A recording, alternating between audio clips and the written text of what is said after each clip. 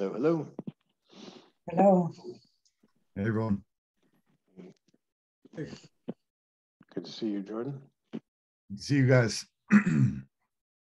Alan, Keith, Trish. Excuse me.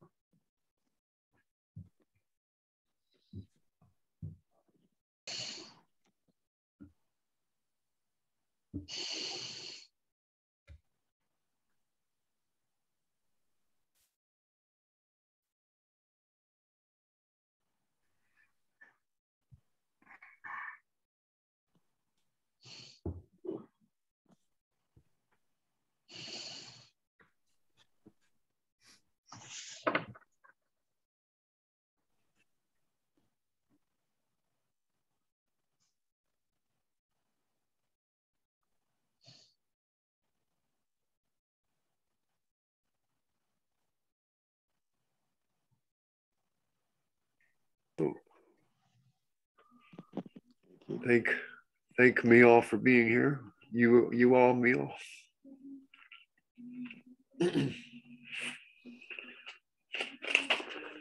No one.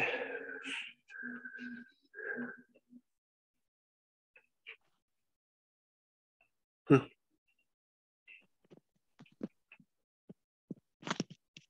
Oh, I guess I could hear. What's going on? You're here. We can hear you. Oh, okay. I wasn't sure.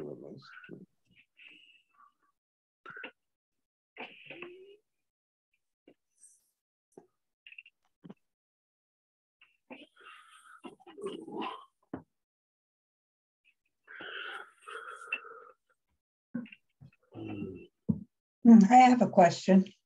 Sure.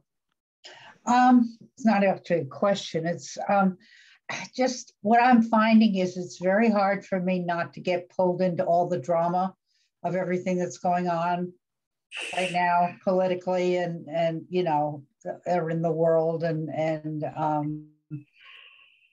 making it all very real.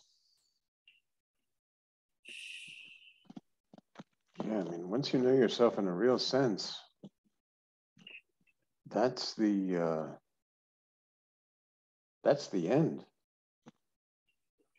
Like there's I mean, there's a lot of stuff going on in the news and all the things that are going on, but okay, those are the happenings. But you know that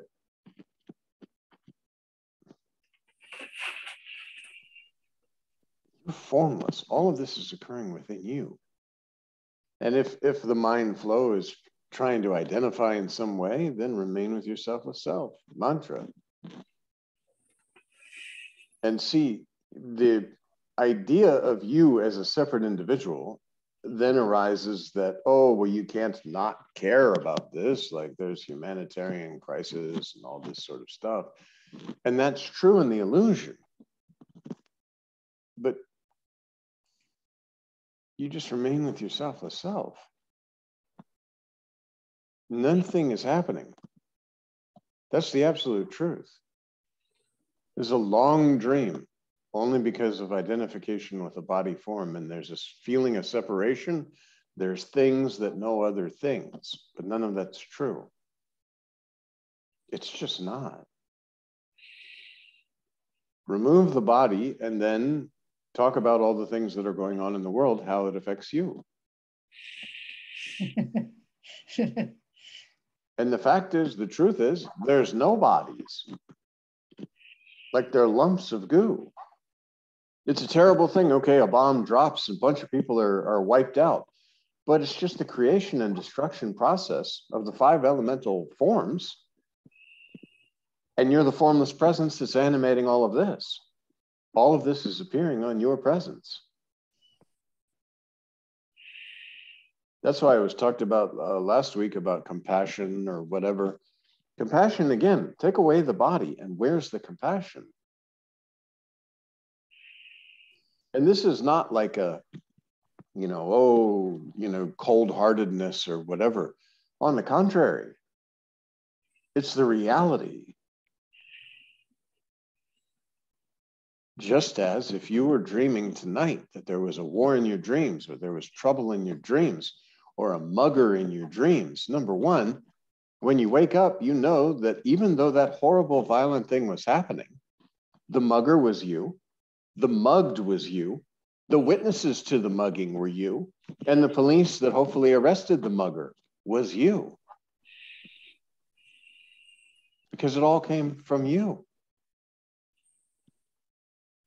But if you have the vestiges or identification in any way with a local identification in which things are happening around you, this is just needs to be erased. This is a perfect time. If my mind, so to speak, is troubled by what's going on, this is a perfect time to remain with myself with self, because there will be a knowing that nothing could possibly be going on. Good things and bad things only count as good or bad when you have an identification with a something. Nobody's dying. Just as in the Bhagavad Gita, when Krishna was talking to Arjuna and he said, listen, go out there and do your best. Fight the war. Don't do it egoistically like I am the best warrior and I am fighting the war, because then you're taking an ownership and doership, in which case then the mind is going to be torturing you of, oh, I'm killing my friends. But no one's dying. When you know yourself in a real sense, no one's being born, no one's dying, nothing is happening. Forms are created and destroyed within the formlessness that you are.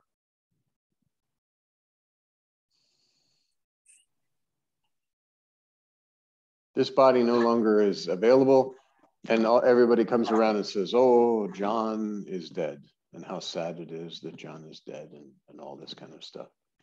But John is not having the experience of death,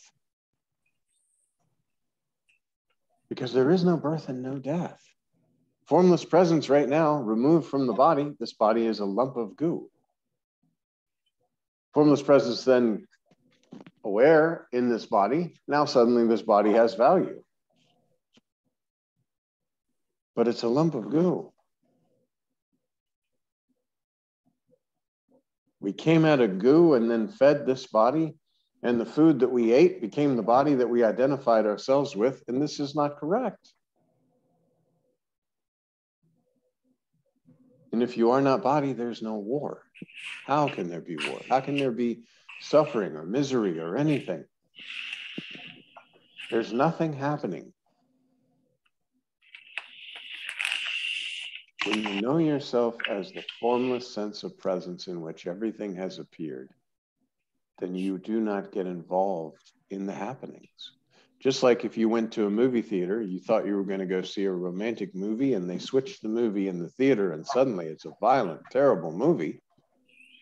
Okay, this is appearances on the screen.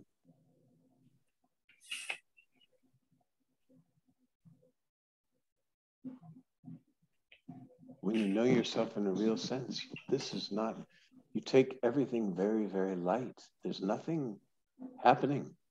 No one to whom it can happen.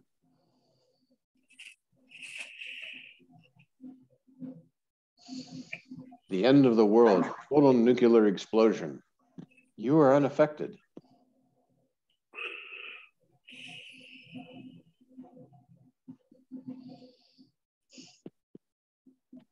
The world appears within you. You are not in the world.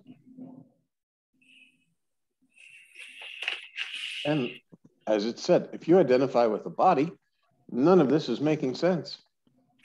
You're thinking that the individual and the thought process here is the consciousness, and this individual consciousness then becomes part of the whole and all this sort of stuff. But it's the reverse of this. This universal consciousness, so to speak, for a time believed itself to be an individual, which it was not, and can never be.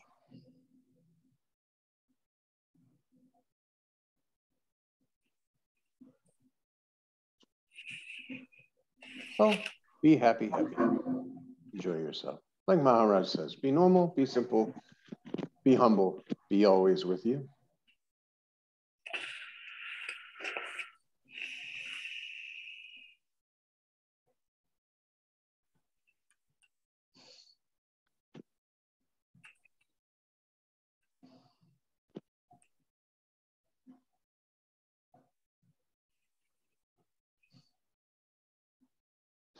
But know yourself in a real sense, because then this will no longer trouble you.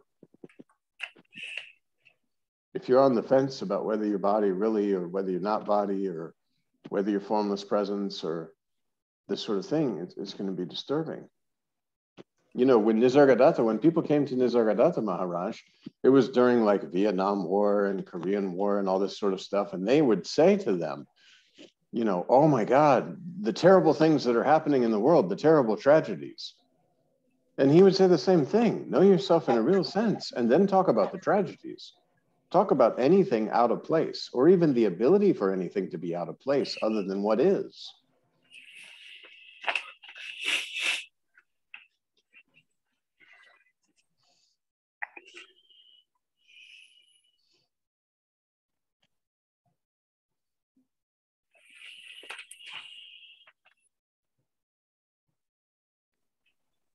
But which thoughts to accept, which thought not to accept, this is up to you. If you choose to accept the thoughts, even out of some kind of righteousness of saying, well, I am a human being and I should be concerned about the goings on in the world and my fellow man is suffering, then you create this illusion of experiencing and this false sense of self that feels bad about something only through identification.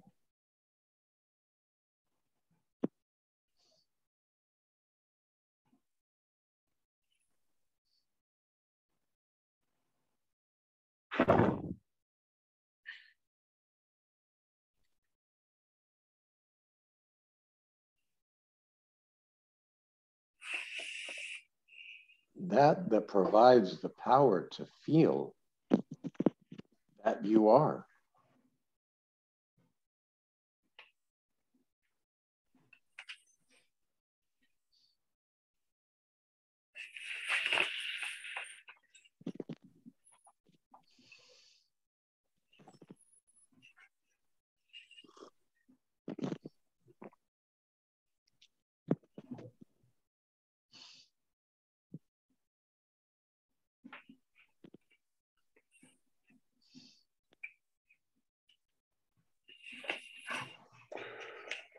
It's starting to sink into me that the body can't have identity without me. Last night I was just looking really intensely at presence, and just, I don't know, it just, I'm not exactly sure how the process went, but it started to reveal itself to me that that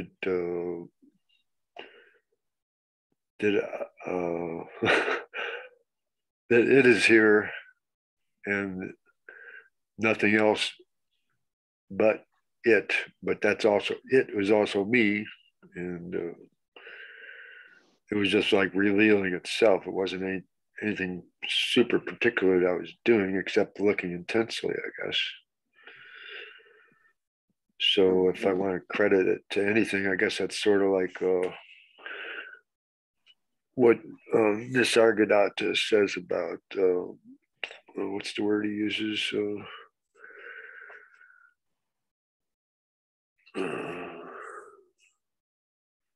It's not, it's on the tip of my tongue, but anyway, sort of involvement, intense involvement or whatever. Unfortunately, I don't do that enough, so I don't. What is more important than that? If that is all there is, what is more important than that? I mean, that's the reality, and everything else is false. And what is more important than that? You know, Nisargadatta Maharaj says, remain with the I am. And then Maharaj, Ramakant Maharaj, he cuts it even deeper. He's like, the I am has appeared to you. You're prior to the I am. Whether I am is there or I am is not there, you are. That to whom the I am appeared is your own self. If there was nothing there when this sense of existence arose, then you would not know this sense of existence. It's just a wrong identification. And knowing this, it's like, okay, presence is known through body form. You're prior to presence. Without presence, there's nothing to know. But presence has appeared to you. You're the knower of presence.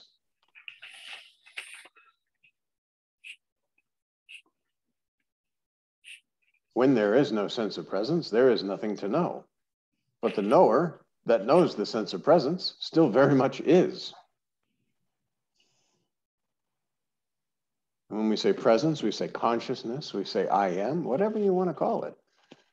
I am is not I am. I am is prior to words, that to whom the I am appears. And when you say I am, that presence is there. Without presence, you can't say I am. It's not something you can deny is there because you're aware of it and as it, I guess.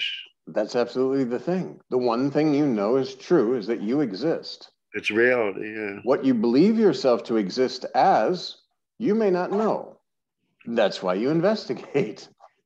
And once you know yourself in a real sense, I exist, and I exist as nothing that can be known.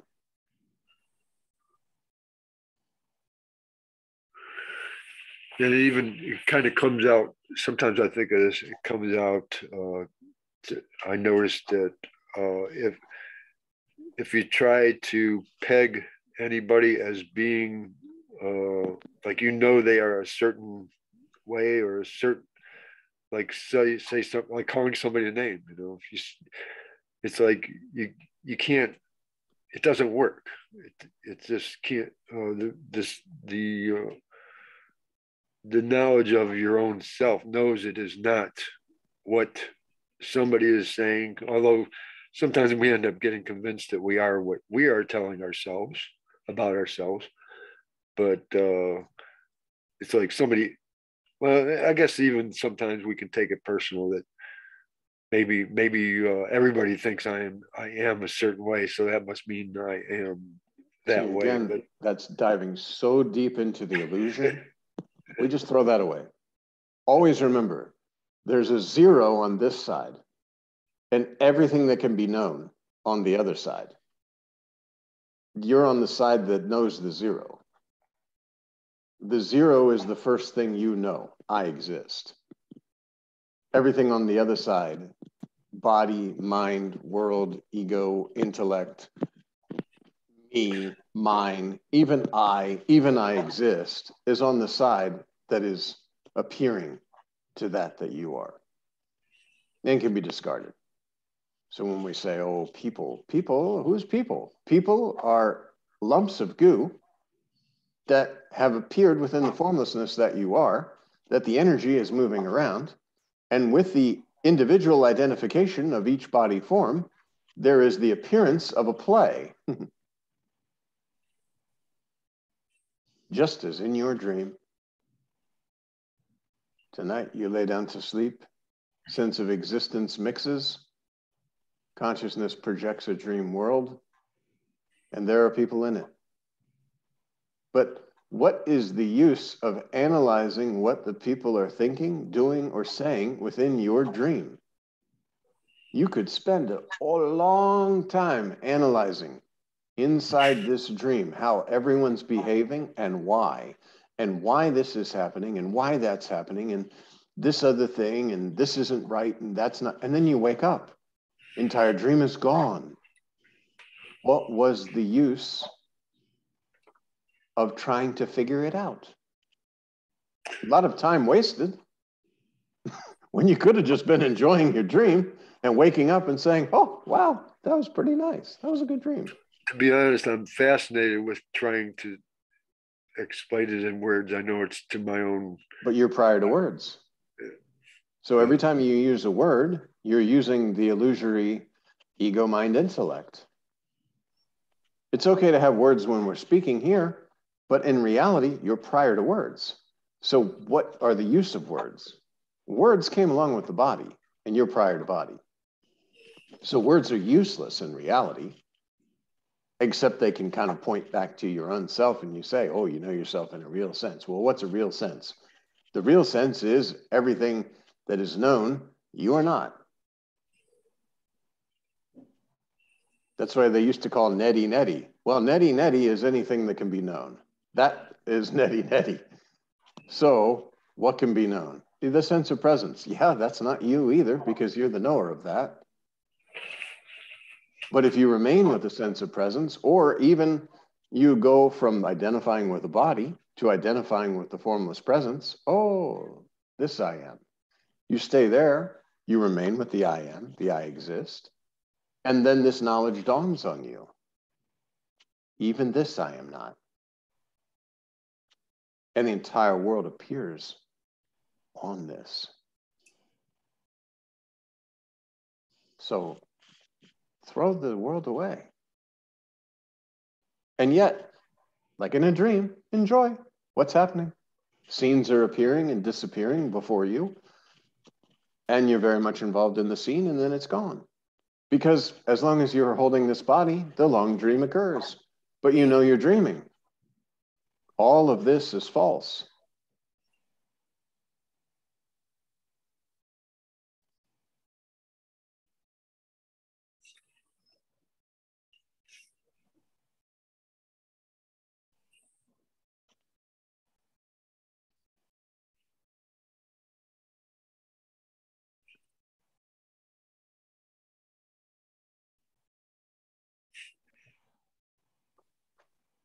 And it's not like when John dies, the dream ends.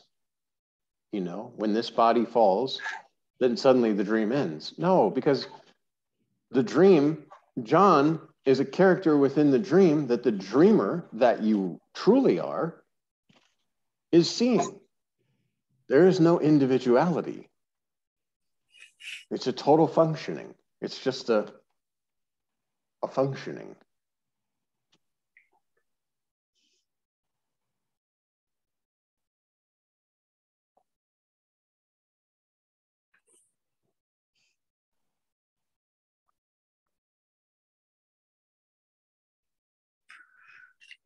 Yeah, I certainly did. I didn't come up with my own my own ability to think and conceptualize it. Somehow, just it's in the it happens in the bubble.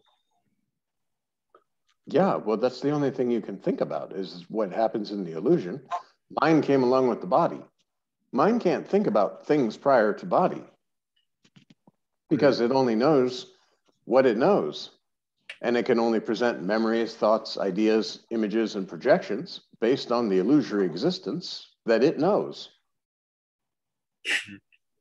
Mind can't project reality. You're prior to mind. Mind can't go there.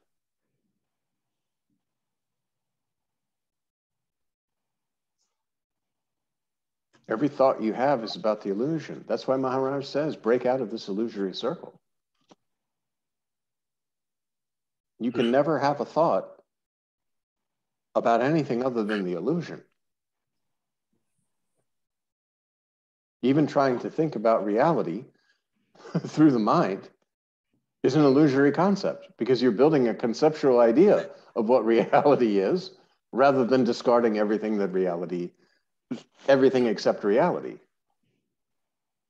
which can't be discarded. Because if reality can be discarded, then reality is just a concept. But it's not a concept, it's reality. And that's why Maharaj says, where all experience ends, there you are.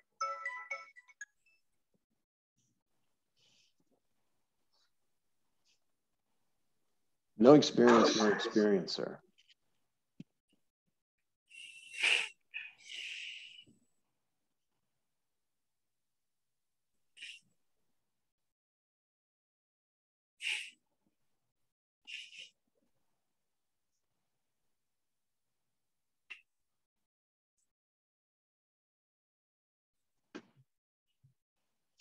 So what can you say about spontaneity or spontaneous, like clicking with the body? It's spontaneous, I guess. Absolutely. At night, you lay down to sleep. You're a body form, laying down to sleep, and you go into a deep sleep where there's no knowingness. Suddenly, spontaneously, there's a sense of existence that projects a dream world. That's spontaneous. We talked about before, when you dream, you don't build the dream world. You don't sit there and say, okay, over here will be a lake, and I'm going to put a tree here and another tree here. I'll have some joggers that are jogging around the lake, some people, they'll be walking here, there'll be some picnickers. No, it's boom. And suddenly you're an object within the dream, seeing the dream and dreaming that you're something, that there's happenings happening. Spontaneity is I exist and that's it. The knowledge of existence creates an entire world. And you don't know the difference between the dream world and the real world, so to speak, until waking up in the morning or even in the night. And you say, oh, that was a dream. It seemed very real. It seems so real that you might even think that you could take something from that dream world, which you cannot. I guess one thing about spontaneous that maybe you could say it's unexplainable in a way. No need to say. Spontaneous is poof.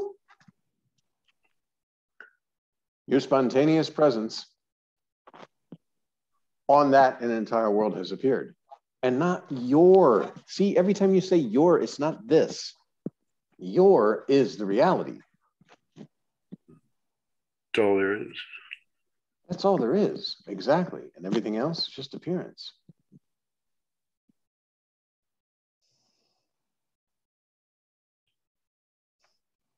That's why words can get tricky.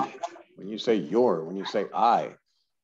Somebody says I, and they normally speak about the body form. You say I, and it's everything. I is everything. I is the universality.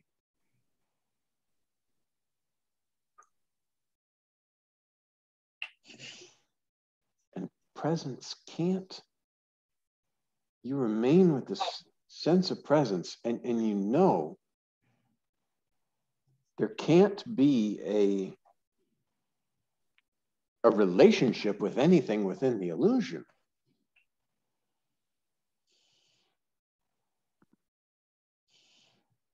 Normally we think things can be outside of us. This is not possible. But again, that's because of a local identification. Every time you think that there's something outside you, just know you're identifying with a body form. Just like every time you ask a question, you know you're identifying with a body form. Every time you talk about the world, you know you're identifying with a body form.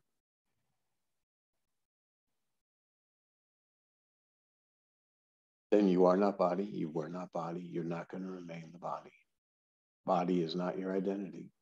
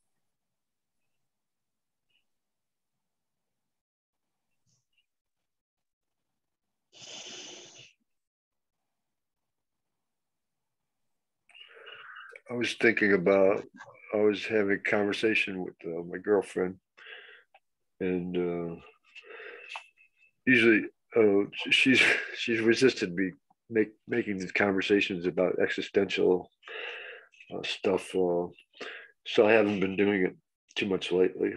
But I brought up we were talking about, I don't know, people in general, I guess. And I was saying that I pointed out that we all live in our bubbles of self-concern.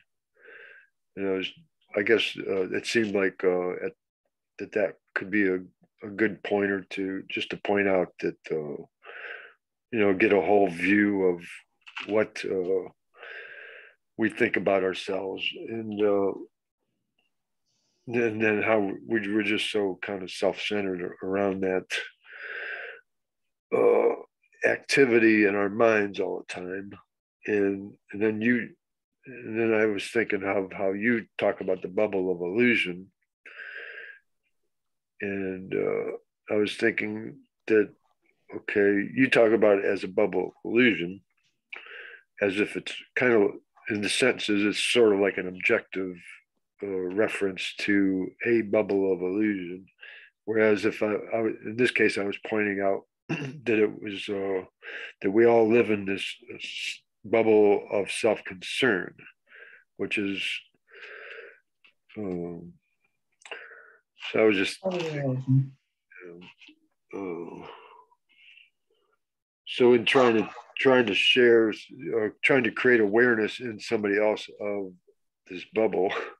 Yeah, maybe don't try to do that, because unless somebody asks, it's not. Understand that everybody is the formless presence, and the formless presence is enjoying itself being whoever it may be believing itself to be. It's not for you to say, oh, you have to believe this way or whatever. No, I wasn't doing. Then you're having the feeling of separation, and everything is just. I wasn't doing that, and she did kind of relate to it. She did understand what I was getting at. This is. There's still a lot of personal stuff, and there's.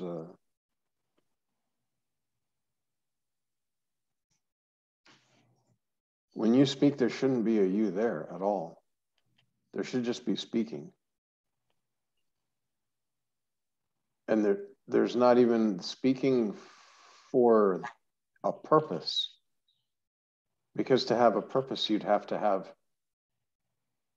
someone that's saying something to another someone. It's not true. So then I could get drawn into that idea if I start thinking like the purpose of these meetings is such and such. I don't know the purpose of these meetings. 7:15, I click on a link, I come here.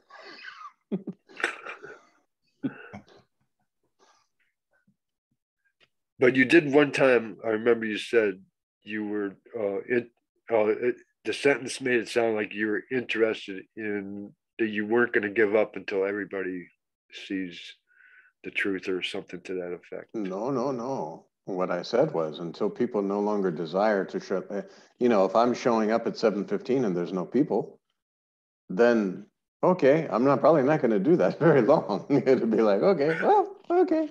But the craziest thing is that it will be out of the experience instantaneous. Like it's not and that's not beating on any of the people here, because I don't want you to get the wrong idea. It's just like when I left Facebook, Facebook said, oh, your account's been hacked. In order to get it back, you have to do this and this and this. And I was just like, oh, no, I'm going to leave this. And I was really into Facebook. I posted 4 or 5 times a day, but it left, and there wasn't a trail. There wasn't a holding on. This spontaneous action in the moment. There's not a me here that's trying to do anything. There's no deed, no doer. The space in the room isn't doing anything. And when you know yourself in a real sense, you know there cannot be a doer. And yet the body is going through the motions of doing things. But it's not you doing it. It's just a total functioning, once again. If I'm identified with this body, then this body gets sick. I say, uh-oh, I could die. No, I'm not going to die. The body may no longer be available, but that presence that's animating this entire world is not going anywhere. There's no gain, no loss. This is one of those last things of holding on. When the egoistic sense of I says, you mean my life didn't matter at all? Well, it's not like this. You're formless. It's a long dream. This is a telescope to see inside the dream. Use it as such, and there's no difficulty. So you're saying like that may be your story, but it's not true, right? Because it's not real. Nothing, just like in a dream. You have a form body to see inside your dream world, and you participate in the dream fully. You're doing things in the dream. You may be having all sorts of experiences in the dream. When you wake up, you know it was a dream. When you know yourself in a real sense, it's the same.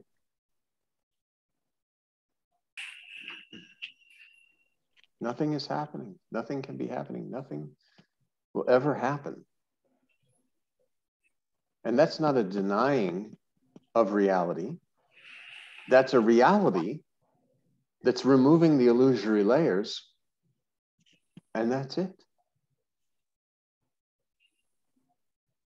When you wake up in the morning and you say, oh, I had a very good dream or I had a very bad dream, that's not denying the dream.